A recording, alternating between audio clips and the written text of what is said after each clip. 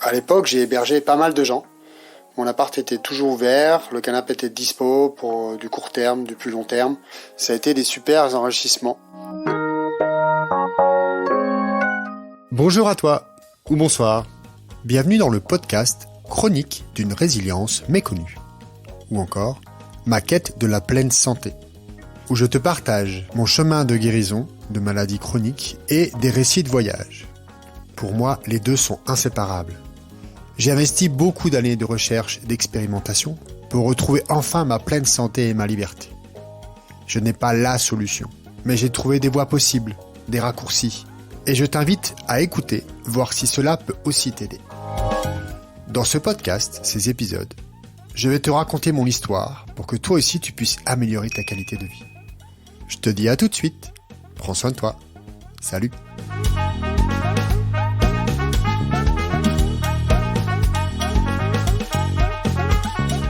Aujourd'hui, 24 années me séparent du Benjamin qui est arrivé à Paris. J'en parlais d'ailleurs dans l'épisode précédent. Je vois plus clairement pourquoi j'ai dû passer par ce monstre de ville qui est Paris avant d'aller en découvrir d'autres sur la planète. De nos jours, il me semble que c'est devenu plus facile qu'il y a 20 ans déjà. Il y a 20 ans, ça l'était déjà beaucoup plus qu'il y a 30, 40 ou 50 ans.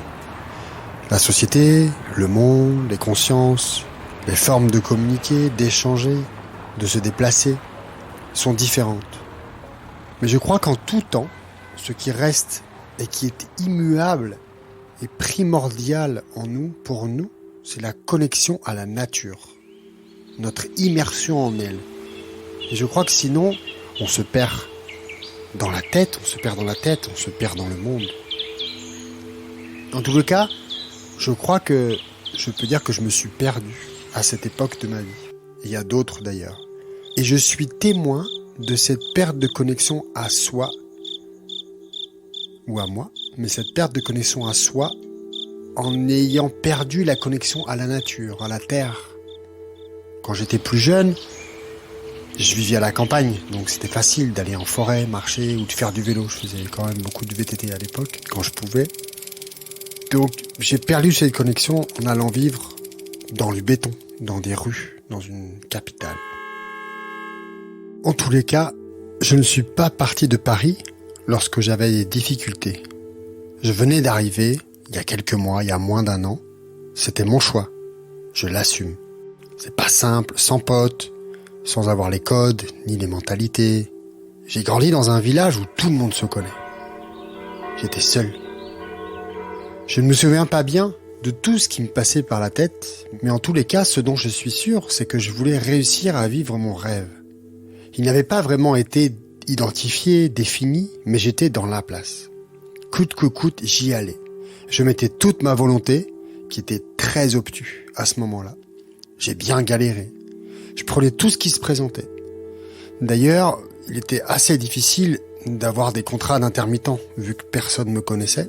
Et donc, j'ai commencé à faire d'autres choses. J'ai fait mes premiers essais en tant que commercial. Costard cravate, foncé, chaussettes blanches. Le désastre. Mais j'ai rencontré Stéphane, qui est toujours ami. Il est d'ailleurs le père de ma filleule, dont je suis très fier. Sur les 4 mois où j'ai fait ce travail, j'ai pas gagné un rond. J'ai fait du démarchage, j'ai dû prendre le métro, me déplacer pour essayer de vendre. Je n'ai jamais rien vendu. C'était les débuts d'Internet. Et ça, oui, j'ai appris. J'ai appris sur la publicité en ligne, même si c'était les tout débuts de 2000. Là où je m'en sortais le mieux, c'était en tant que serveur. Donc, ça marchait plutôt bien. Être autonome, ce n'est pas simple. Je crois avoir eu beaucoup d'orgueil, de ténacité, et c'est ce qui m'a permis de franchir le cap. Ce cap dont je parlais tout à l'heure, où je ne savais pas si j'allais rester. Et puis ça a payé. J'ai été pris en tant qu'intermittent pour bosser à Cannes, pendant le festival. Merci Canal Plus Production. Assistant, le poste à tout faire. Mais en tous les cas, j'ai super kiffé. Et j'ai vraiment découvert un autre état et un autre niveau dans ce milieu-là. D'ailleurs, ce cap dont je parle, de putain, qu'est-ce que je fais là, je l'ai vécu à d'autres moments de vie. en Argentine en 2012 et au Chili en 2013 et peut-être, il me semble aussi en 2015. Mais ces histoires seront pour d'autres épisodes. Ce serait une ellipse beaucoup trop grande que d'aller parler, d'avancer, de faire un bond de 12, 13, 14 ans pour revenir à l'histoire, là, de transformation, de mes débuts de transformation et d'ouverture au monde, avant de me ramasser bien sauvagement de nouveau.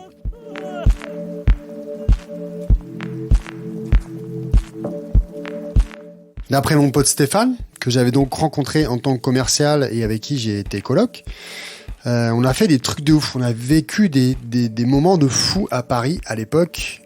Je ne m'en rappelle pas vraiment ainsi. Bon, si, on a vécu nos vies. C'était assez unique d'ailleurs. Nous avions la possibilité de découvrir Paris en tant que jeune homme de province. J'aurais pu en profiter, tester, expérimenter beaucoup plus. Mais j'avoue que j'avais une certaine intégrité avec mes aspirations. Et surtout, j'avais des croyances familiales qui étaient relativement limitantes.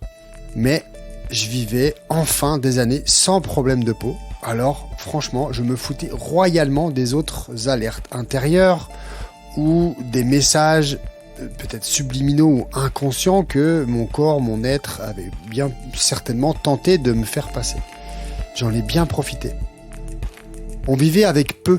On partageait une chambre sous les toits, sans eau chaude ni chauffage. L'eau chaude était au fond du couloir à 60 mètres. Et on avait quand même du mal à finir les mois. Quand ça arrivait, on récupérait des objets dans la rue, qui étaient souvent aux encombrants. Et on les retapait, on les bricolait et on allait les vendre à Cash Converters. Et grâce à ça, on a pu manger et finir les mois grâce à ce qu'on avait pu générer comme euros à ce moment-là. Ou alors, quand ça nous plaisait, on les gardait pour nous.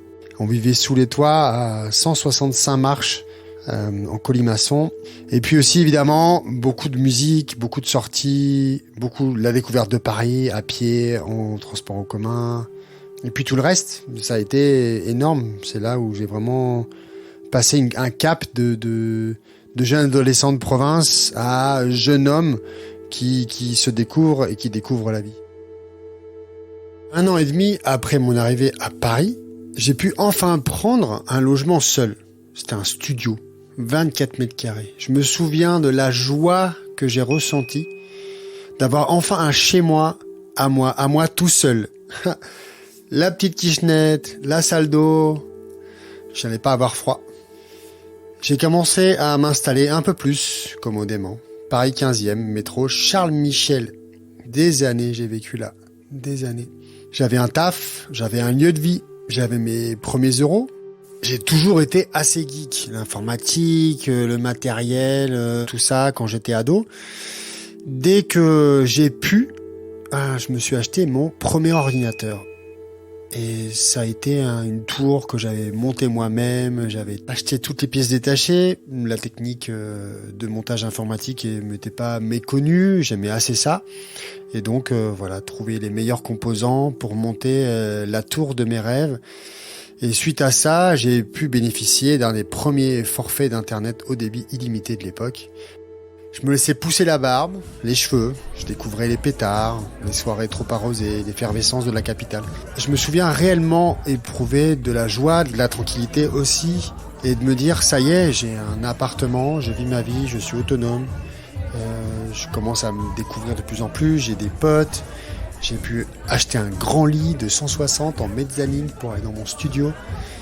Ça a changé vraiment de sous les toits à vraiment avoir froid et dormir sur un matelas de 80. D'ailleurs, pour le petit clin d'œil, à cette époque-là, j'avais un matelas tout fin qui était posé au sol avec en guise de sommier des lattes de lit trouvées effectivement dans la rue et sur les côtés pour que ce soit décollé du sol, j'avais des rangées de cassettes VHS qui servaient de support à ces lattes de bois pour pouvoir mettre le matelas dessus et pouvoir dormir sans être à même le sol. J'avais la tête sous le seul évier de la chambre et tous les jours je rangeais le lit, les lattes, les cassettes et le matelas que je mettais derrière la porte parce que mon coloc Stéphane dormait sur le sommier. Quand sa fille venait, on avait réussi à choper une petite couche qu'on mettait au pied et elle avait un lit juste pour elle Et c'était très chouette. C'est des beaux souvenirs quand même de découvrir tout ça, d'y repenser. En tous les cas, voilà, dans ce nouvel appart, je pouvais vraiment profiter de plus en plus. J'avais vraiment de quoi manger puisque j'étais intermittent et j'allais énormément au ciné. Je profitais, je passais beaucoup de temps aussi chez moi. J'alternais entre les temps de solitude, d'ordinateur, d'être en ligne, de découvrir tout ce monde-là, d'internet, et le fait d'être très connecté socialement. Le fait d'être intermittent me permettait vraiment de rencontrer beaucoup de personnes nouvelles, puisque j'étais nouveau sur la place, comme on dit, et souvent parce que je commençais à travailler assez régulièrement.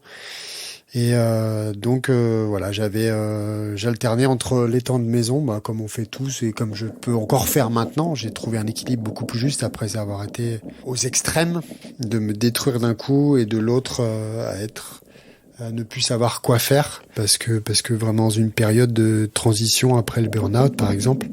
Et donc en fait sur ces deux extrêmes maintenant dans ma vie j'arrive à trouver un certain équilibre. Je trouve que d'ailleurs c'est assez judicieux dans une évolution en tous les cas de mon point de vue, de mon prisme, de vraiment aller aux extrémités, aux excès, parce que c'est vraiment j'étais dans les excès, pour trouver un juste milieu, sachant que pour moi, le juste milieu n'est pas une ligne fixe, n'est pas une droite, c'est une oscillation, comme une waveform de morceaux de musique, par exemple. Ça oscille, comme une oscillation d'une onde, comme en physique quantique, par exemple. C'est fou, c'est tellement loin de repenser à ça. Les nuits à passer à jouer à Counter-Strike, j'étais fan, j'étais mordu de ça, hein. Je faisais partie d'une équipe, on jouait en ligne, c'était international, on faisait des tournois. C'est il y a longtemps, mais j'étais tellement mordu d'ailleurs que j'ai écrit un projet d'émission télé que j'avais été protégé de manière à être sûr que personne n'allait me le piquer. J'ai bossé des mois et des mois sur ce dossier et que j'ai présenté à un producteur avec qui j'étais un peu en contact. Et il m'a dit ouais, ça marchera pas, ça a pas trop d'intérêt. Il connaissait rien aux jeux vidéo apparemment, mais en tous les cas, il en fallait très peu pour me décourager et j'ai laissé ce dossier de côté. Et j'ai vu des années après, alors je sais plus combien d'années après, mais sur une chaîne du câble, il y avait des émissions de jeux vidéo, dont une émission qui était assez similaire avec ce que j'avais pu moi écrire en 2002-2003. Et ça existe peut-être encore d'ailleurs maintenant, mais j'en ne saurais absolument pas dire puisque je n'ai plus la télé depuis 2004 et je ne m'en porte pas plus mal. Durant une grosse période de cette vie dans cet appart de 24 mètres carrés, j'avais commencé à organiser les dimanches tea time. Les potes venaient quand ils le voulaient, de midi à minuit. On partageait nos vies, on mangeait, on buvait du thé et pas que. On fumait, on se faisait des massages, on regardait des films. Des fois on sortait en guinguette, au parc. On imaginait complètement notre monde. On se racontait nos potins. On écoutait beaucoup de musique. Et franchement, c'était une période de fou. Et j'ai des super souvenirs de ça. C'est ce qui a été une base vraiment à lier et à tisser des liens très, très forts d'amitié avec pas mal d'amis. D'ailleurs, certains d'entre eux sont toujours des amis proches. Je pense à Hervé, Émilie, Doubar, Adrien. Apostrophe littéraire. Je parle de bouquins, quoi. Alors, je ne me rappelle pas qui m'avait filé ce bouquin, mais en tous les cas, c'est un bouquin qui m'a marqué pas mal à l'époque, même si je l'ai pas compris dans son entièreté. Je l'ai d'ailleurs relu en 2021, en rentrant en France, après toutes ces années à l'étranger, et après mon second burn-out. Et c'est un bouquin qui est paru en 1993, qui s'appelle La prophétie des Andes. C'est de James Redfield, qui d'ailleurs a fait un carton. C'est un bouquin qui m'a ouvert sur d'autres perceptions. Ah bon? Je me posais des questions, il existe d'autres trucs, des trucs énergétiques, c'est bizarre. Qu'est-ce que c'est que ça, l'intuition? Qu'est-ce que c'est que ça, les courants énergétiques? Bref, je pense que c'est un bouquin que je recommande pour les gens de s'ouvrir un peu à des nouvelles choses. Et d'ailleurs, il y a la suite qui s'appelle La 10e prophétie, que j'ai lu dans la foulée en 2021. À l'époque, ça ne m'avait pas trop parlé. C'est donc un récit initiatique qui décrit des interactions entre son héros et l'environnement, et son environnement, qui peuvent être des personnes, des plantes, des animaux et toute forme d'énergie. Voilà. Je vous mets bien évidemment le lien dans la description de cet épisode. À l'époque, j'ai hébergé pas mal de gens. Mon appart était toujours ouvert, le canapé était dispo pour du court terme, du plus long terme. Ça a été des super enrichissements. Mon corps allait bien, j'avais pas trop mal. J'avais d'eczéma que sur quelques zones, que mon père appelait d'ailleurs des soupapes. Et à part les produits laitiers de vache, je ne faisais absolument pas attention à ce que je mangeais. D'ailleurs, c'était souvent le plus rapide, le plus remplissant et les fameux pâtes à la sauce tomate, bolo et aux gruyères râpées. Alors ça, plus en dessert, un bol de thé par exemple ou de tisane verveine orange, comme j'ai pu le raconter au premier épisode, avec un paquet de petits lus. Voilà, c'était le dessert et ça marchait bien. J'ai pu me rendre compte, grâce au fait d'avoir une peau meilleure, que la charcuterie me créait des problèmes et c'est elle qui me faisait des boutons sur le visage et dans le haut du dos, du type acné. J'ai donc arrêté de consommer de la charcuterie. Et depuis lors, d'ailleurs, j'ai arrêté, il me semble, en 2002 ou 2003, je n'en ai jamais remangé.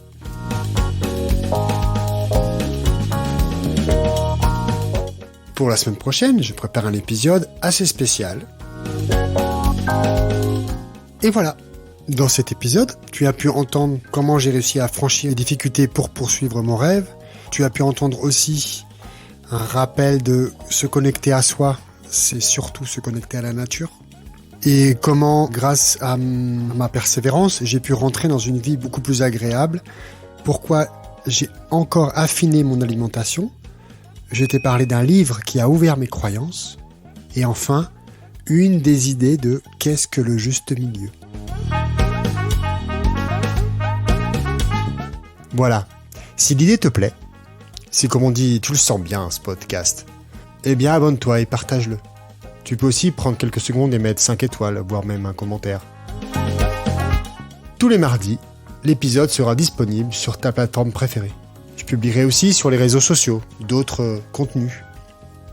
Merci de ton écoute, prends soin de toi et je te dis à la semaine prochaine. Salut!